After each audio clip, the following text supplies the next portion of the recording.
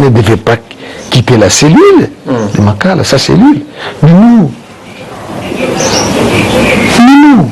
mais que reste-t-il de ces projets, n'est-ce pas, de rétablissement d'état de droit? Mais nous sommes écrasés. Ça ne peut pas se faire. Maintenant, où sont les juges qui s'étaient acharnés à faire leur travail? Nous nous rappelons malheureusement les engagements pris au sortir, n'est-ce pas, des assises de Genève. Vous savez de quoi je parle. Mais aujourd'hui, on nous revient pour dire, bah, écoutez, il y a une nouvelle opportunité pour, n'est-ce pas, construire une union sacrée à l'échelle de la nation. En politique, il ne faut pas rater les opportunités. En politique, il faut créer des opportunités. Quand on n'a pas des opportunités, disons, il faut les créer. Et dès qu'on a à portée de donner les opportunités, il faut les exploiter le plus possible. Merci beaucoup, mesdames, demoiselles et messieurs, amis fidèles téléspectateurs de la 3 fois www.congofrance.com. Merci pour votre fidélité. Nous sommes partout en train de nous suivre à travers cette émission.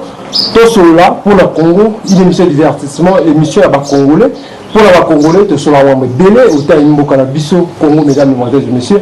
Merci beaucoup à moi Maloula, maman Adèle Yombo, na association naïe. Moi Maloula, merci nous Sungaba la Waboakama et pourquoi pas le professeur Jean-Bélé Le Sel. Congolais va salir téléphone au capi et au salama et en tout cas félicitations à toi papa jamais les nous salir fierté les sous Congolais na Katia Boston. Mesdames, demoiselles et messieurs, à travers cette émission on va parler sur l'actualité aujourd'hui avec monsieur le professeur Franck Ansimbo. Avec lui on va parler sur tout sauf rien. Je suis déjà mon invité, monsieur le professeur, bonjour, bienvenue dans cette émission. Bonjour, je vous en prie. Comment vous allez? Ça va bien par la grâce du Seigneur. Pays, ça va? Ça ne va pas du tout. Comment? Le pays est en train de traverser une zone rouge, une zone trouble au regard de notre situation politique, au regard des dernières déclarations de monsieur Moïse Nyarugabo. Qu'est-ce que vous pensez par rapport à la déclaration de Moïse Nyarugabo? Bon, je dirais que c'était une déclaration à la mesure de ce qui se passe au pays. C'est-à-dire que il a demandé la paix entre sa communauté, la communauté Banyamulenge vivait à l'est du pays et vivant du reste sur toute l'étendue du territoire national congolais. Donc, mais une demande de paix qui s'accompagnait d'une menace tacite. Et pour ma part, j'aurais souhaité que cette formulation de la demande de la paix puisse, n'est-ce pas, prendre en considération, en compte, la bonne foi de Congolais, n'est-ce pas, de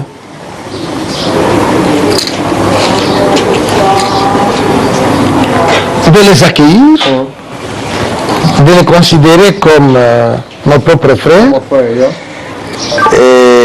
mais que c'est vrai, dans toute relation humaine, il y a toujours eu des moments difficiles, des moments de remise en question. Mais ce qu'il aurait pu dire, à mon sens, c'était de dire que nous ne voulons pas la confrontation, mais nous voulons un règlement juste à la question Banyamulenge. Mais d'entrée de jeu, je dirais que ce règlement juste à la question Banyamulenge est déjà là. Parce que, de notre côté, par des gens civilisés comme nous.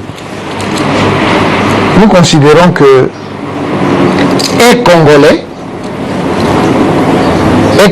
au sens civilisé,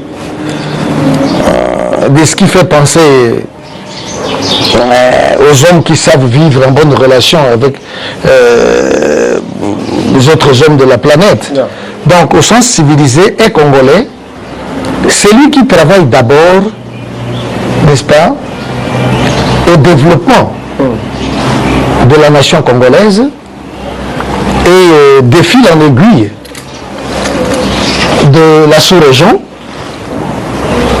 de l'Afrique et du monde entier.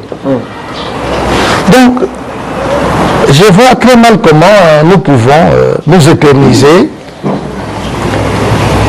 sur cette question de Banyamulenge, d'autant plus que les Banyamulenge sont des humains comme nous. Mais pourvu qu'ils comprennent aussi les enjeux.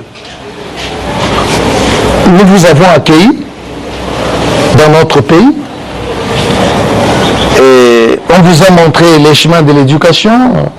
Vous êtes allés dans nos écoles, dans nos universités. Pour certains cas, nous nous sommes mariés. Et donc, nous sommes obligés de vivre ensemble. Yeah.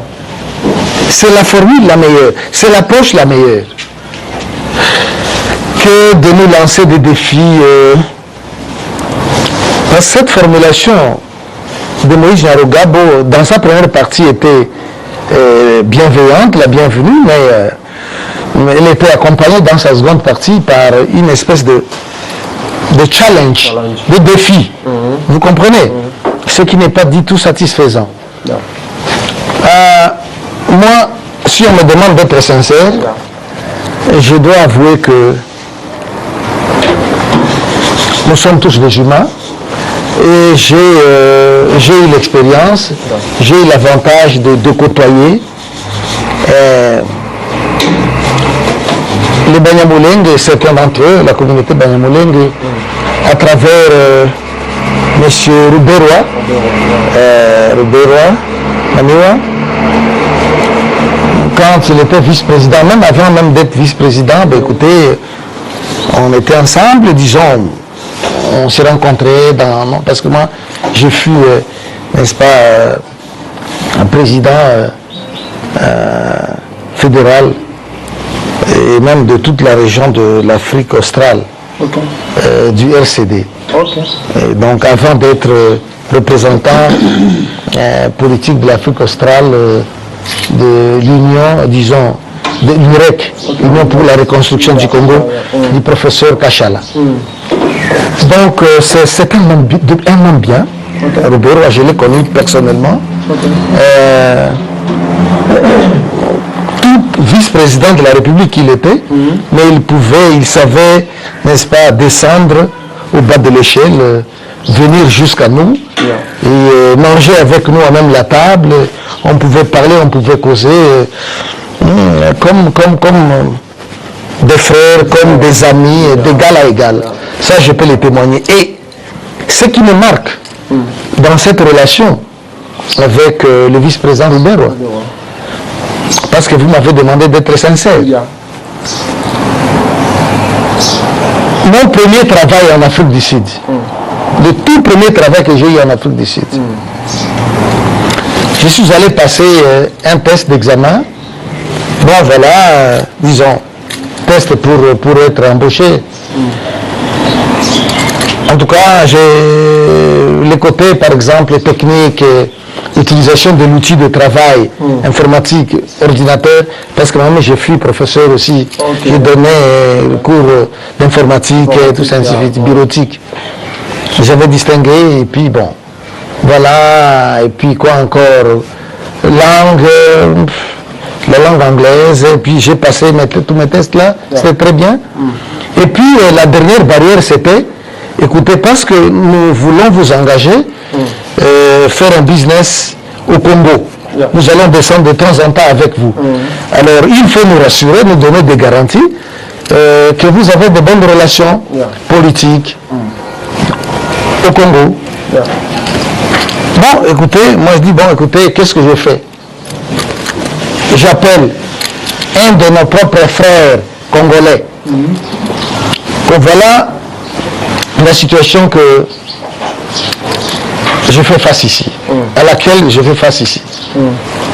Moi, on voudrait m'engager, mais écoutez, j'ai passé tous les tests. Il ne me reste plus que quelqu'un au Congo qui pourrait rassurer mes boss ici que, écoutez, on sera bien accueillis, et ainsi de suite. Mais c'est quelqu'un que j'ai pu contacter, un de nôtres, m'a promis que non, écoutez, je suis en réunion, je vous rappelle dans tout ça. Nous avons entendu, nous avons rappelé. Il n'a plus rappelé, plus jamais rappelé. Ah bon? Il n'a plus jamais rappelé un de mes propres frères à moi, de mes propres frères congolais de souche. Okay. Ça, je l'ai dit devant les seigneurs. Moi, je dis, mais qu'est-ce que... Pourquoi il n'avait pas rappelé? Bon, écoutez, moi, je ne sais pas. Il avait dit qu'il était en réunion, mais après, il n'a plus jamais appelé. Moi, la dernière option qui me restait, c'était d'escalader, de dire, bon, écoutez, j'appelle le vice-président de la République. Je prends mon téléphone, j'appelle le vice-président de la République, Roubero. Il était aux États-Unis. Au premier coup de fil, il a pris Franck, bonjour. Moi, je dis bonjour, vice-président. Qu'est-ce qui se passe? Je lui ai expliqué la situation, tout ça. Oh, c'est ça la situation. Je suis aux États-Unis, je ne suis pas encore au Congo, mais je vais descendre au Congo dans 2-3 jours. Mais en attendant, passez-moi, je vais parler avec vos boss. Tout de suite. Tout de suite. Tout de suite. Vice-président de la République, Munyamulenge, tout de suite, au premier coup de téléphone, il a pris mon téléphone, il a décroché, il m'a parlé. Avec amour. Je lui ai passé mes boss, il a parlé avec les boss. Il a dit, je connais Franck. On travaille avec Franck. Descendez au Congo, vous serez les bienvenus. Et les boss avaient l'occasion de parler avec le vice-président de la République démocratique du Congo, à travers moi, à travers ma demande.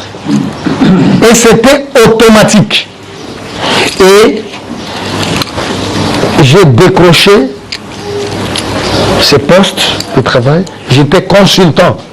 J'étais engagé comme consultant en matière de diamants, business de diamants, et consultant en matière de langue. C'est moi qui devais établir, n'est-ce pas, des relations, de réunions, de travail, convocation de réunions, ainsi de suite, ainsi de suite. On m'a donné du travail le même jour, grâce au vice-président Munyamulenge. Je dis ça pourquoi? Pour dire que nous sommes tous des humains, nous devrions plus être préoccupés d'entretenir nos rapports d'homme à homme, de communauté à communauté, et de bâtir une société, une civilisation des peuples. Nous ne pouvons pas continuer à nous défier les uns les autres, à nous entretuer. Et pour reprendre l'expression de M. Moïse Nyarugabo qui lui-même a emprunté de Martin Luther, qui m'écoutez, si on ne se comprend pas, nous allons tous mourir, nous engager dans une guerre meurtrière, où nous allons tous mourir comme des imbéciles. Dieu nous a donné le cerveau, Dieu nous a donné la raison. Il faut faire plus recours à la raison qu'aux instincts, qu'aux animosités. Qu'y a-t-il entre nous?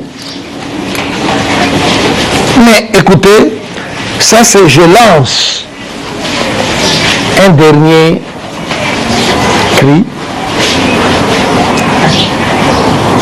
de rassemblement de toutes les forces des deux communautés. Nous devons vivre en paix. Pour ma part, je ne prends pas le parti de Congolais parce que je suis Congolais. Nous, les Congolais, nous sommes de bonne foi. nous vous considérons comme nos frères. Mais pourvu que vous puissiez vous comporter aussi en Congolais que vous réclamez d'être. Comportez-vous aussi en Congolais. Des terres disponibles, il y en a partout à travers le Congo. Travaillez la terre, contribuez à l'économie nationale, bâtissons des autoroutes, c'est pour le bien de nous tous. Ça, c'est en tout cas mon invitation à la paix, à la réconciliation, à la raison. Voilà. Ok, merci beaucoup, monsieur le professeur Efra Kassim. J'espère que le message a été bien passé, mais parlons à présent de la mort du syndicat d'Okolo, un ancien fils du premier ministre, un ministre comme ça, je ne sais pas. Qu'est-ce que vous pensez par rapport à la mort du syndicat d'Okolo? Bon, écoutez, quelqu'un qui est mort, il est mort. Yeah. On ne peut plus rien espérer de lui. Il est parti, il nous a précédés. Je crois qu'on ne peut que souhaiter condoléances à la famille attristée. Et personne touchée par ces décès-là. Bon, d'après des informations qui sont arrivées jusqu'à nous, il y a des suspicions que voilà, il y aurait ceci, il y aurait cela. Mais pour moi, cela ne compte plus. Ce sont les billets de 1000 Zaïre de Mobutu. Parce que déjà démonétisé. Donc, quelqu'un est mort, il est parti. C'est fini, tournons la page. Ok, merci beaucoup professeur. Après avoir vu le retour de Joseph Kabila en 2023, l'Unité qui vient de voir la liberté de Vital Kamerhe en prison, qu'est-ce que vous pensez? Écoutez, vous croyez aussi à la prophétie du Congo? Non, écoutez, moi,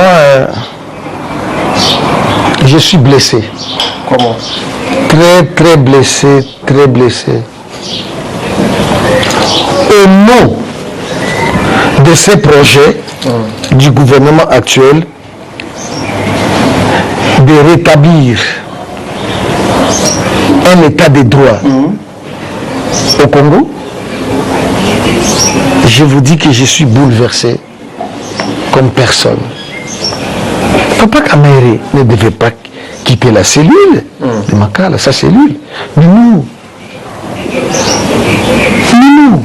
mais que reste-t-il de ces projets, n'est-ce pas, de rétablissement d'état de droit? Mais nous sommes écrasés. Ça ne peut pas se faire. Maintenant, où sont les juges qui s'étaient acharnés à faire leur travail de bonne foi?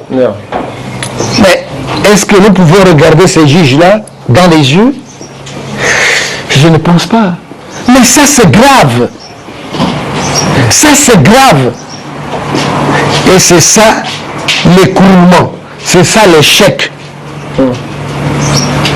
monumental de ce gouvernement ici.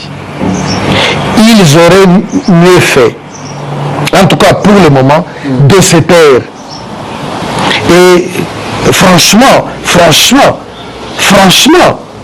mais nous, Papa Kabila,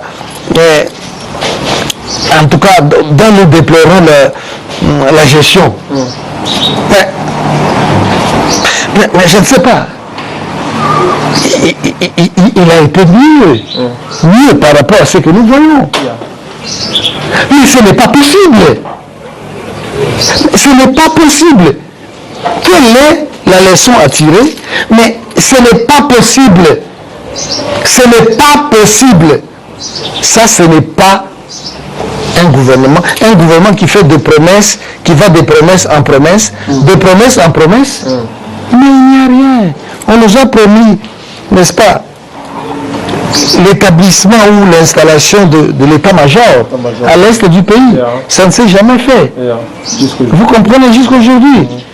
Bon, écoutez, mais nous nous rappelons malheureusement les engagements pris au sortir, n'est-ce pas, des assises de Genève.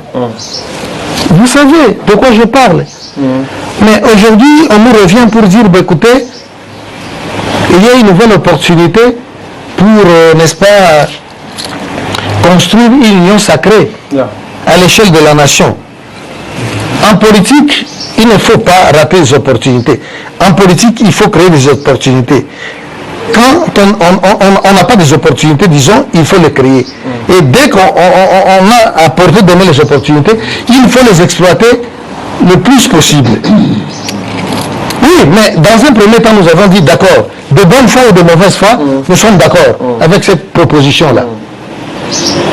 Mais parce que, dans l'approche sud-africaine de la chose, quand on parle, par exemple, qu'on a une opportunité comme ça, on ne parle plus, on ne raisonne plus en termes de résolution de conflits. Non, on raisonne plutôt en termes de conflict transformation. Comment transformer les conflits en opportunités exploitables. Donc, moi j'ai vu ça, cette opportunité de cet œil-là, pour dire qu'écoutez, allons-y, peut-être tête baissée, comme les chefs de M. Séguin, mais au bout, dans le courant du processus, on pourrait toujours faire changer les choses. Ça, c'est peut-être dans mon entendement. Vous comprenez? Mais chacun a le droit de suspecter, de prendre ses réserves pour dire, écoutez, ce monsieur n'est pas un monsieur à faire confiance. Il nous a déçus donc plus d'une fois. Donc, vous comprenez, c'est des choses sur lesquelles on devait, n'est-ce pas, réfléchir. Donc, pour moi, naïvement, j'ai dit qu'écoutez, mais naïvement, pas comme un imbécile, mais avec arrière-plan aussi. Un plan de guerre, plan de stratégie. Plan B. Donc, dans le courant de ce processus-là, si tous les politiciens s'en mêlaient, mais on ne sait jamais, ça peut donner une formule terrible. On ne sait jamais. Donc ça, c'était dans mon entendement. Mais tout compte fait, aussi faudrait-il, si on a les yeux d'un économiste, de quelqu'un aussi qui est averti, dans les calculs d'argent, bon, on va dire, mais est-ce que c'est possible? Est-ce que ces assises-là peuvent-elles avoir lieu? Est-ce qu'il y a un budget qui a été alloué pour ça? Est-ce que cette proposition d'aller en consultation, ce projet était-il soumis d'abord au Conseil des ministres pour que le ministre du Budget, le ministre des Finances puissent, n'est-ce pas,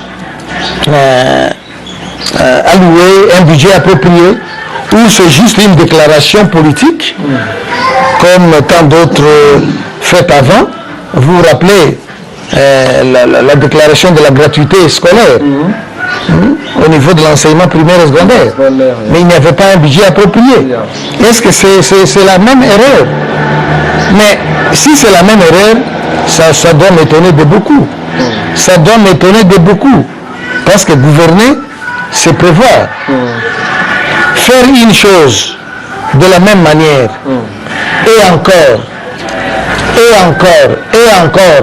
et espérer le même résultat, n'est ni plus, ni moins qu'une, disait Albert Einstein.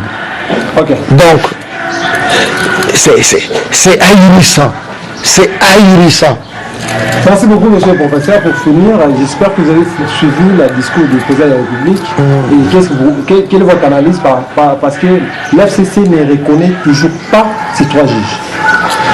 Bon, écoutez, moi, je n'ai rien à dire là-dessus, sinon, parce que je ne connais pas le contenu des accords. Qui les lit, je ne connais pas. Et même alors, nous ne pouvons pas subordonner l'avenir de toute une nation, de tout un peuple, hypothéquer l'avenir de tout un peuple aux accords conclus entre 2 entités, entre 2 groupes. Donc, nous ne pouvons pas subordonner, vous comprenez, la paix au Congo, la stabilité au Congo. Nous ne pouvons pas subordonner ces choses à ces accords. Non, moi je crois que c'était une erreur regrettable que d'entrer dans cette coalition-là. Okay. Parce que cette coalition nous apporte plus de problèmes que de solutions. Okay. Que de solutions. Donc, il aurait pu être sage, le président de la République, mais que voulez-vous, le vin est tiré, il faut le boire. Yeah. Mais ce qui est aussi dramatique, c'est que nous sommes allés dans cette coalition volontairement, mais aujourd'hui, on veut nous faire croire que non, ils ne sont pas en coalition, les accords n'ont pas été signés, maintenant ils ont les mains blanches, ils doivent faire les choses comme ils entendent. Mais ce n'est pas comme ça.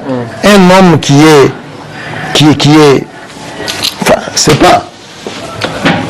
droit ne peut pas faire ça. Il ne peut pas faire ça. Yeah. Autant refuser dès le départ pour dire que non, je ne peux pas m'engager dans cette coalition qui, dès le départ, est un traquenard, est un piège. Voilà. Ok, merci beaucoup, monsieur le professeur. Un message par rapport à tous les Congolais qui ont suivi cette émission. Courage. Les jours heureux viennent. Courage. Quand Courage. Quand les jours heureux viendront? Les jours heureux vont venir à condition que nous puissions prendre conscience des enjeux et nous comporter en conséquence. Okay. Quand je dis prendre conscience des enjeux, intellectuels ou pas intellectuels, chacun peut comprendre que nous avons l'obligation de vivre en paix, de construire la paix parmi, n'est-ce pas, les différentes communautés de la République démocratique du Congo, parmi les pays, n'est-ce pas, parmi les pays africains et parmi les pays du monde. Nous avons ce devoir-là. Nous ne voulons pas engager les pays dans une voie de confrontation. Nous ne voulons pas engager le pays sur une voie de confrontation ou de défi. Non, ça va nous apporter plus de mal que de bien. Nous avons tout intérêt à construire la paix, la stabilité, mais au prix de la raison. Au prix de la raison, d'une compréhension mutuelle. Nous ne devons pas nous accrocher au pouvoir, mais le pouvoir doit être considéré comme une course de relais. Vous prenez un petit bâtonnet, vous finissez, vous remettez, ainsi de suite. Mais le gouvernement actuel est en déficit de démocratie, est en déficit grave par rapport aux promesses qu'il a faites, qu'il nous a faites. Ça, c'est vrai.